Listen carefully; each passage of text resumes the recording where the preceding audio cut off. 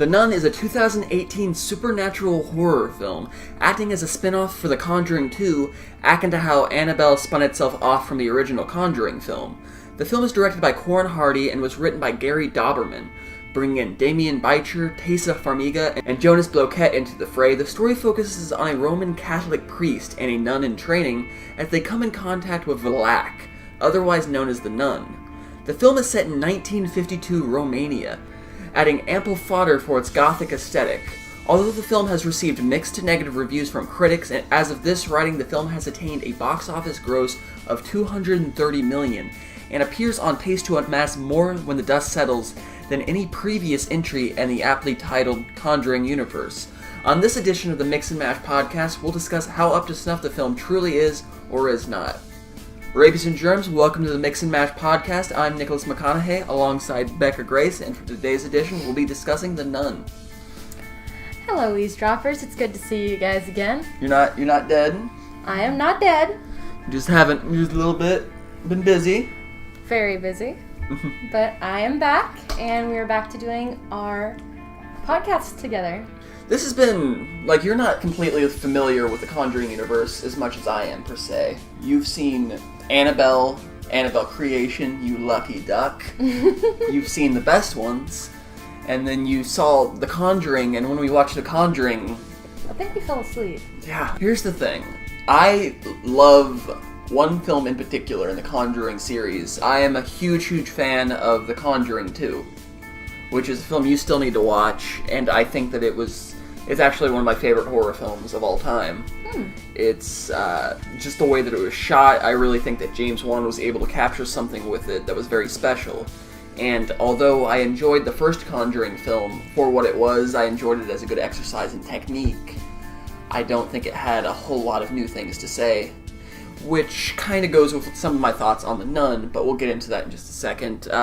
So what were your thoughts heading into this film? Well, I tried not to be too hopeful. I had heard that it was the Jump scare? Yes! Very, very yes. jump scare heavy.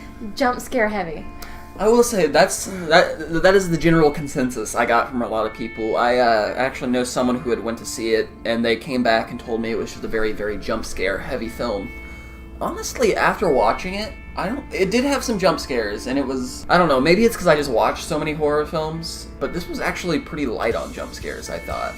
I think they used the ones that they did do pretty well, although some of them I was like, that one was cheap.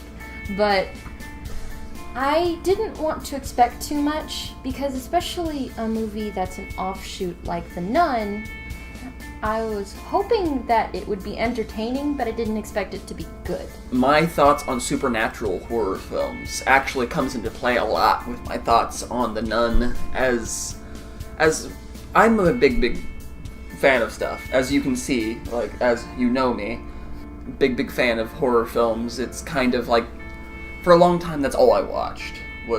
All I would do is look up online things that I could watch that were scary movies, and that was my general basis for what I did with my life. But in all honesty, I've always hated supernatural exorcist kind of films, and I hate them because they're all the same. And this won't necessarily come into play, or it won't. I'm gonna try to look at it objectively. The things that I dislike, I'm not a big fan of The Exorcist, which is deemed as arguably the best horror film of all time. I don't really have that same belief. I guess it goes with what scares people, and what doesn't scare me might not necessarily not scare somebody else. But for instance, I don't think ghosts are that scary, and I think it's because I've gotten so desensitized. I feel confident in my own beliefs that I don't believe in them, and that's why it allows me to pull back. And I feel like a lot of times I've been desensitized through horror films, because a lot of them kind of use this as a cop-out. A lot of horror films have very, very low budgets, and they get around this by doing little small things, like having what we pretty much call cheap parlor tricks. Little things like having a chair move really fast, or having a quick jolt.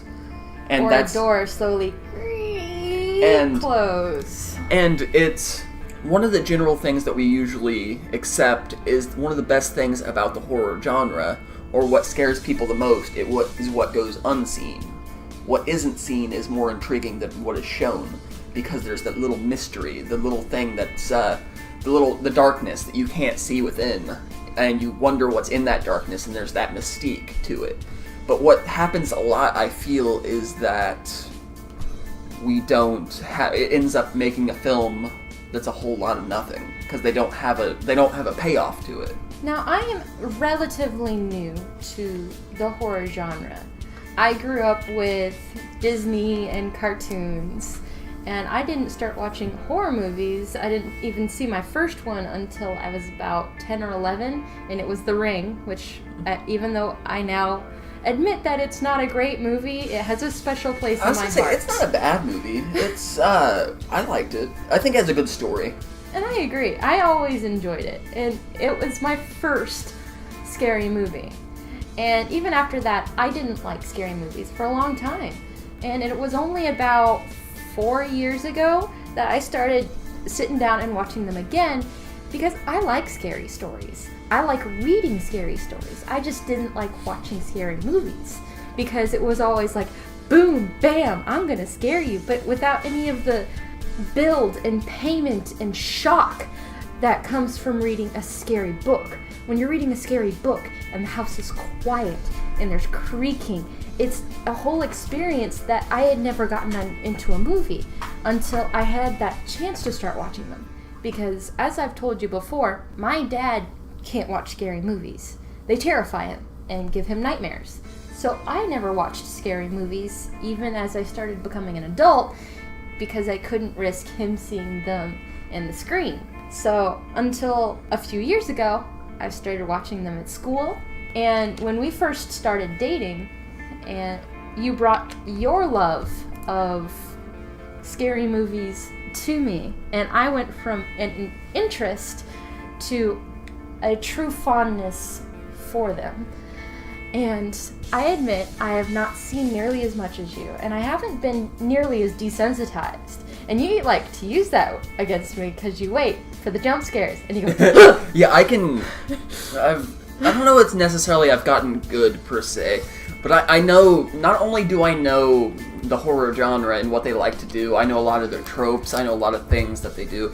I know a lot about this series in particular because, although it might not necessarily seem it, and I'm sure other people have noticed it too, that the series, at least with the spin-offs especially, is kind of formulaic. Like with Annabelle Creation in particular, there was always moments where they would introduce themes, and I know that they're only introducing them for one specific reason, and you can tell, and that's it's a downfall to it, but at the same time I think that it allows it, at times, to turn itself on its head and add something new to the fray. Like with Annabelle Creation, there was the stuff with the wheelchair. There was and like you see the wheelchair and you immediately go, oh, that's going to be used later because she's going to have to go down some stairs and it's going to go very, very slowly.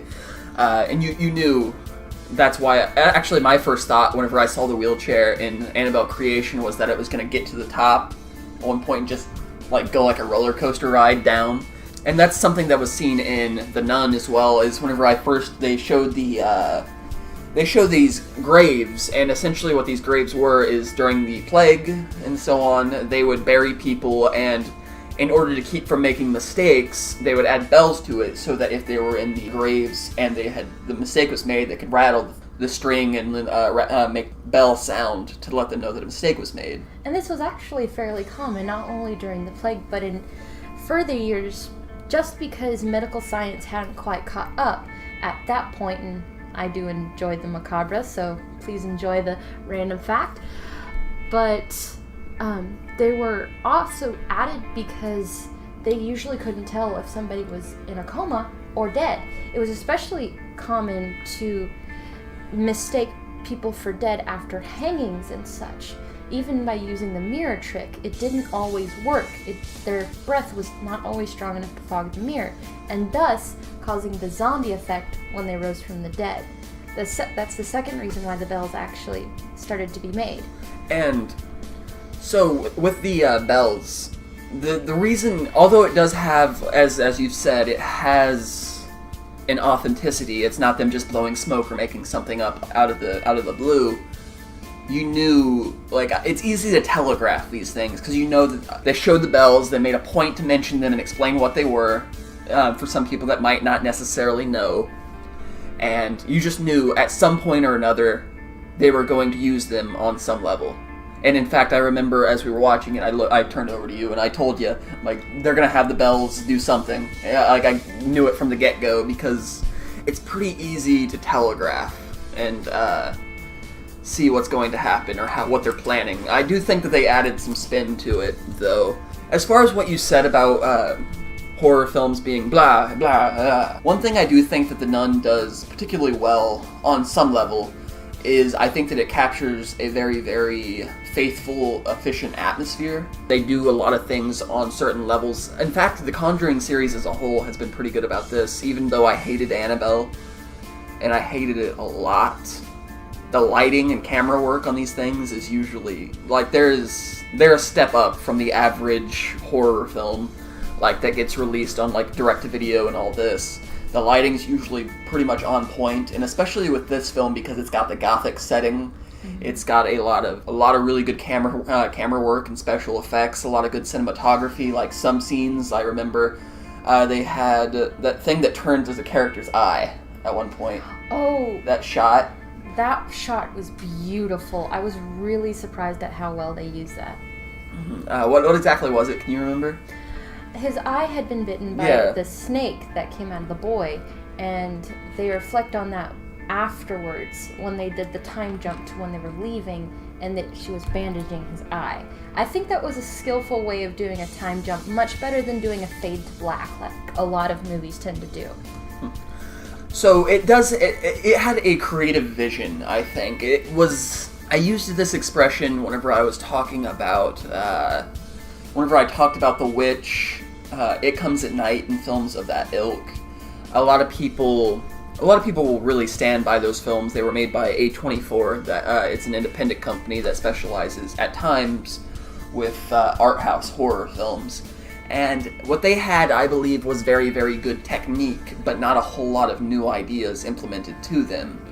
And I feel like this film had a very good prop design, had very, very good atmosphere, and I think that it puts it on another level compared to Annabelle or something like that. And I agree with that. One thing that I did notice is I did not grow up Catholic, even though I did grow up in a Christian home for most of my adolescence.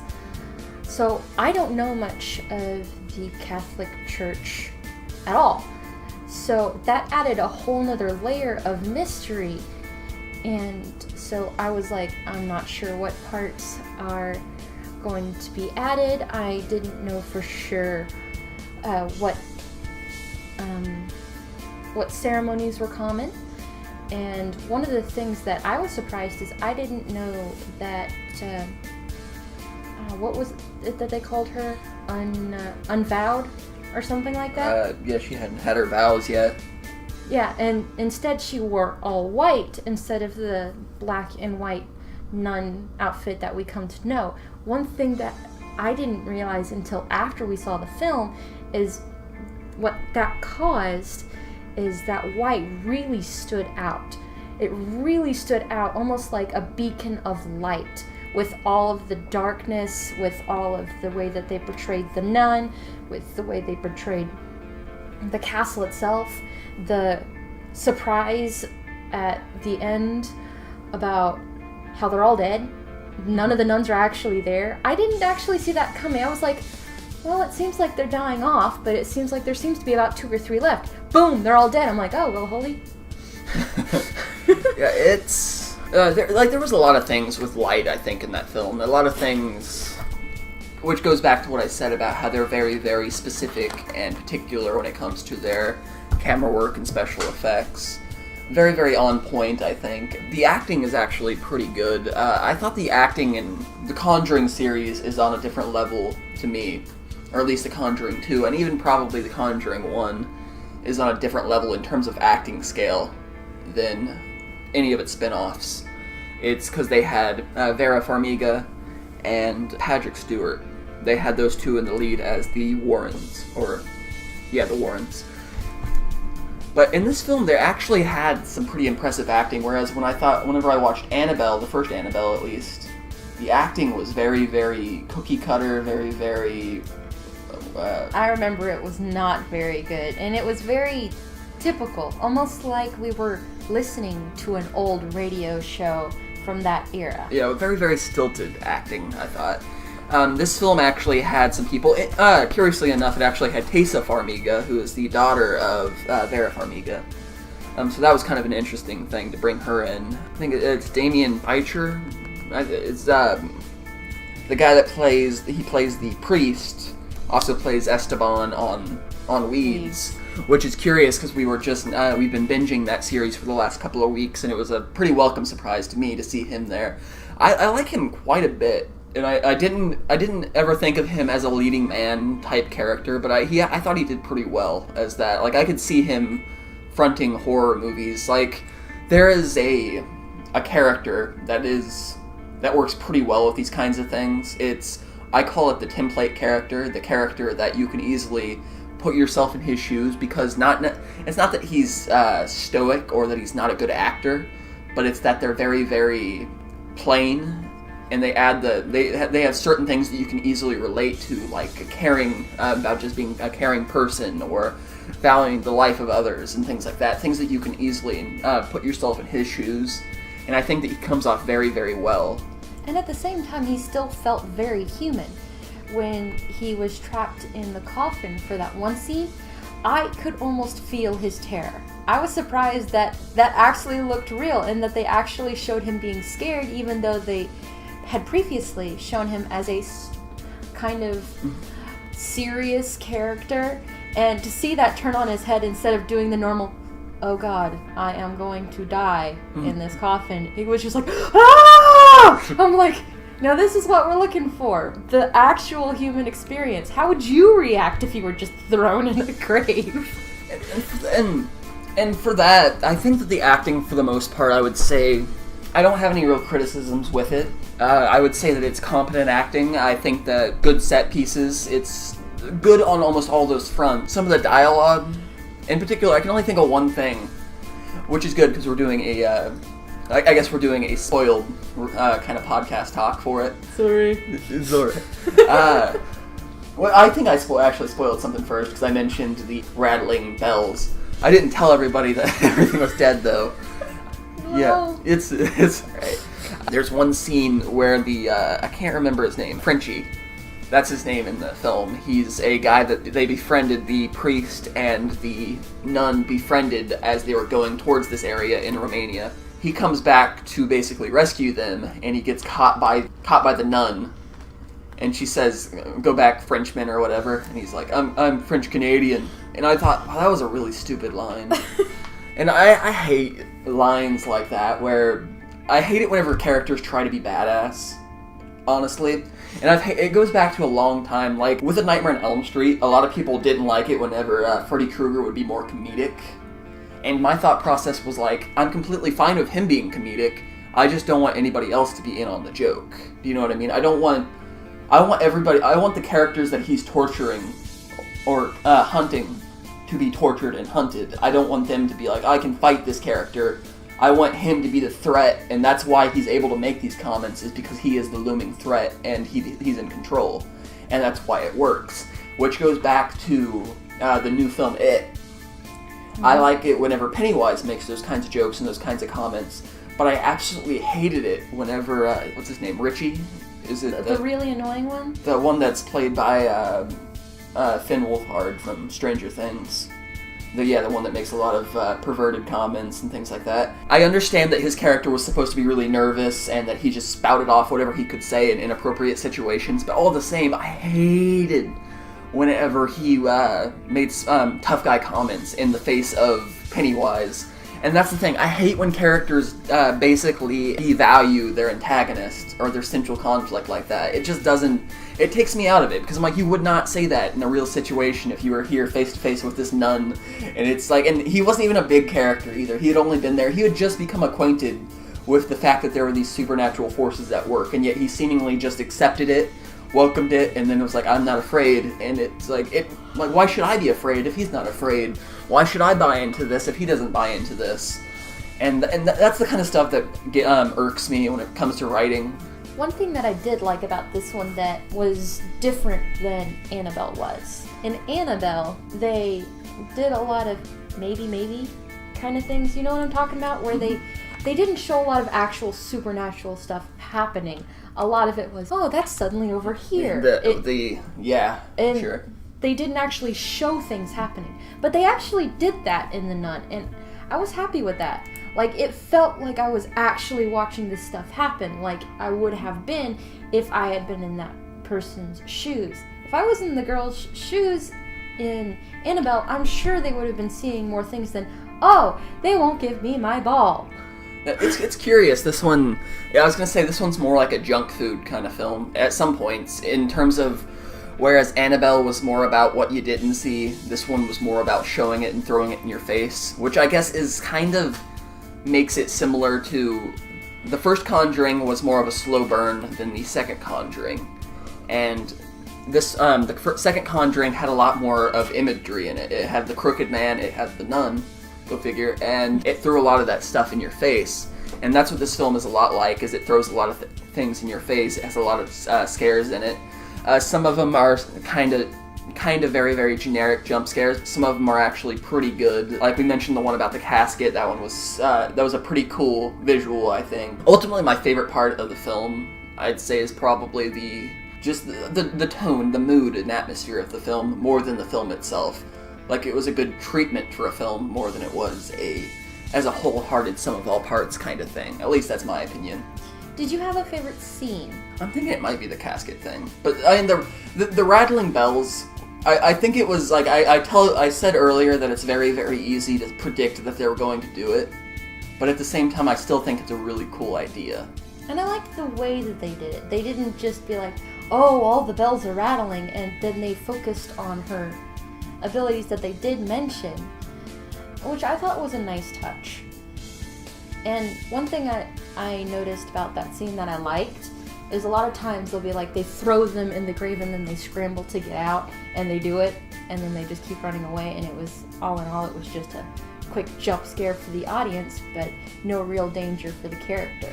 When, at this point, I'm like, when it went instant and then they had that nice touch of the gravestone, I'm like, well, he's dead.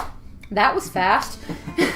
And I was quite surprised that they didn't just have him miraculously go, and he's out, and just use a cheap scare like that. I liked that they actually had to work for it. What did you think about that?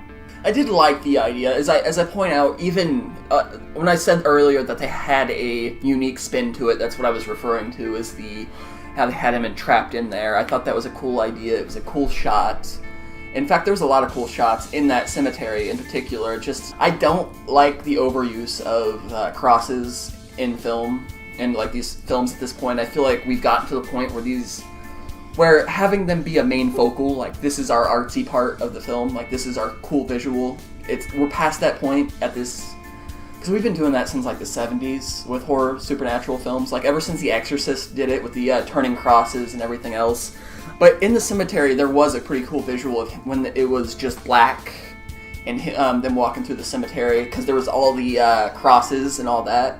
It was a cool shot. I don't know. I like that. I do like that scene altogether, how it was put together. Well, that one was a close one. I'd have to say my favorite scene, or particular, my favorite shot at that part of the movie was whenever Frenchie stepped into the room to try and save the young nun girl. And there were all of the girls in the nun outfit with the mask over their head. And while I thought that the snaps and the cracks were a little cheesy and a little too loud, if you know what I mean, like they were trying too hard to draw attention to it to make the crack seem believable, but when they cleared and then they had the nurse, and when they had the nun itself, and she was in that T position that kind of called back to the one she had just been in when she was taking her vows, I thought that was a nice yin yang, just like they had been doing the whole movie with that girl, nun, to be versus the nun itself, the light versus the dark. It's an interesting mental typo you made with calling it The Nurse, because there's actually a short film. The Conjuring franchise, or Warner Brothers, I should say, had like a short film contest. One that won was actually a short film called The Nurse. Huh, yeah. The more you know, and knowing is half the battle. So with that being said, I don't really have too much to add on this. Do you have anything else you'd like to add as far as The Nun? I don't have anything in particular. I'd say it was definitely a fun movie, a good way to start off the holiday season, start warming your toes for the good Halloween movies, although there's probably not going to be a lot of them because they do like to shove them out fast and cheap this time of year. But I think it's a nice way to get started in the spookiness. It's not like the caviar of movies, but it's like a good chip. It's something that you can sit down and you can enjoy. I think that this film, if I had to rate it out of 10, thinking, first off, what would you say? Because I don't want to... What would you say out of 10?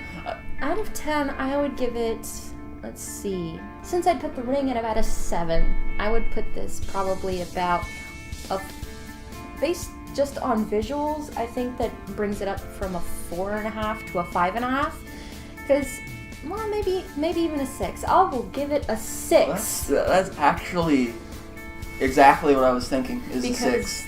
The visuals were really nice. I liked the light versus dark. The cinematography, like you discussed, was really good, especially for the Halloween movies that we're commonly seeing around this time of year. So it's one of those things where it was better than I expected. And while that says something sad about the genre that I enjoy as a whole, it has to be said nonetheless. I will say, this time of year is actually not that bad for the horror genre, because this time last year we got Stephen King's It. That's true, and that movie was so good. And also next month we're going to get to see the new Halloween film, which looks like it's going to be pretty solid.